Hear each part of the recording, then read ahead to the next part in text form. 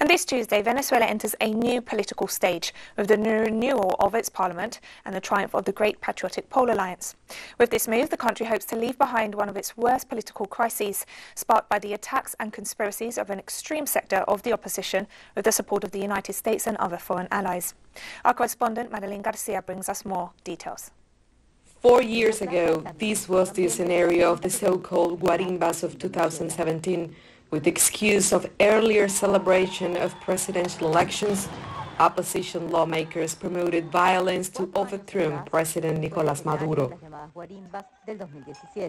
The electoral schedule should be revised out in the open, and the presidential elections should be held earlier so that the people can vote. There were 4 months of terrorist acts which left more than 140 people killed, at least 25 burned alive for being supporter of the government.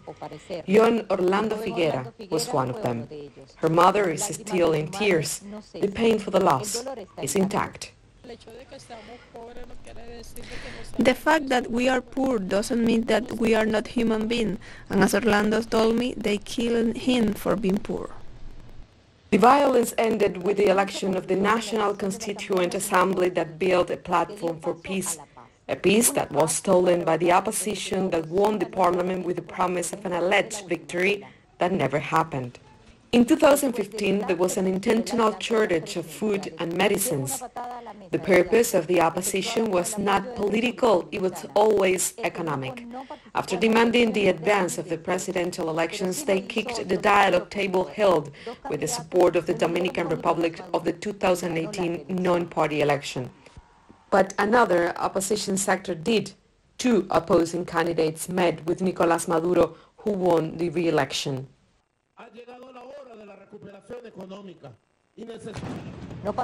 3 months after the presidential election, and an attack with drones almost killed the Venezuelan president.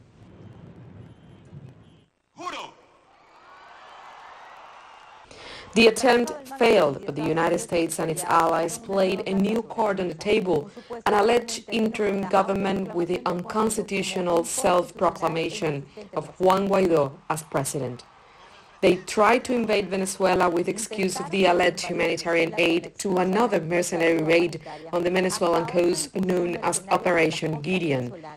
On April 30, 2019, they failed an attempt coup d'etat that divided the opposition even more. Meanwhile, Donald Trump enforced the blockade and illegal sanctions, and with the Guaidó's shadows government, they stole the Venezuelan state company PDVSA Citgo, located in the United States, and other assets.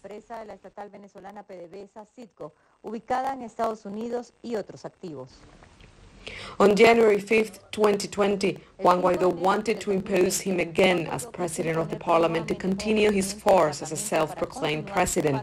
He started a show, a shocking act of persecution, who was elected as the new president of the assembly. Also, the opposition Luis Parra, who together with at least 83 deputies, decided to distance from Guaidó in disagreement with Guaidó's subordination to U.S. interests.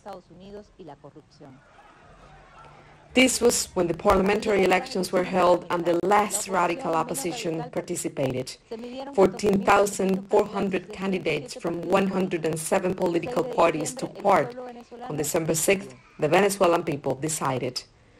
But a new plan was dismantled that aimed at obstructing the inauguration of the new parliament. It was the boycott of the National Assembly. According to the government of Venezuela, it was specifically in early December, with a visit to Colombia of Leopoldo López, fugitive of the Venezuelan justice, who met with Iván Duque and Álvaro Uribe. 2 encounters was taken, one in Bogotá and the other in Rio Hacha.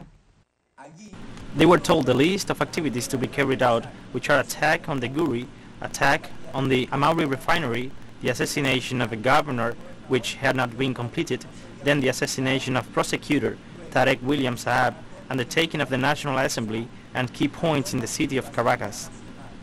3 Colombian intelligence agents allegedly participated, and the government of Venezuela is offering $500,000 of reward for his whereabouts. Gerson Rojas, aka Berlin, said at the meeting that he received orders from Iván Duque, Álvaro Uribe Vélez, and Leopoldo López to introduce in Venezuela 20 drones 10 explosive drones and 10 machine gun drones to attack political objectives. Finally, on January 5th, as dictated by the Constitution with 277 deputies, the new National Assembly will be installed. Madeline García, teleSUR, Caracas, Venezuela.